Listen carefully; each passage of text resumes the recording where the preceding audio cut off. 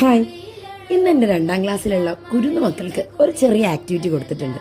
അവരെ സംബന്ധിച്ചിടത്തോളം ഇത് കുറച്ച് ടഫുള്ളൊരു ആക്ടിവിറ്റി തന്നെ ആയിരിക്കും. കാരണം എന്നെ വരക്കുക എന്നുള്ളതാണ് ഇന്നത്തെ അവർക്കുള്ള വർക്ക്. 1-2 ക്ലാസ്സുകളിൽ ഞാൻ ആഴ്ചയിൽ ഒരു ദിവസം മാത്രമാണ് പോകുന്നത് സ്പോക്കൺ ഹിന്ദി ടീച്ചറായിട്ട്.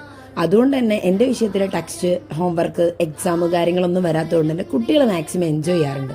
അതിനൊന്നും കൂടി പൊലിവാക്കാമെന്ന് കരുതിയിട്ടാണ് ഇങ്ങനെയുള്ള ആക്ടിവിറ്റിയും കൂടി ഞാൻ കുട്ടികൾക്ക് കൊടുക്കുന്നത്. കുട്ടികൾ വരച്ചിട്ടുള്ള ഓരോ കലാവാസനയും കണ്ട് ശരിക്കും ഞാൻ നേട്ടി. കാരണം അവർക്ക് കഴിയും വിധത്തിൽ അവർ മാക്സിമം എന്നെ നല്ല രീതിയിൽ ഒബ്സർവ് ചെയ്തിട്ടുണ്ട്.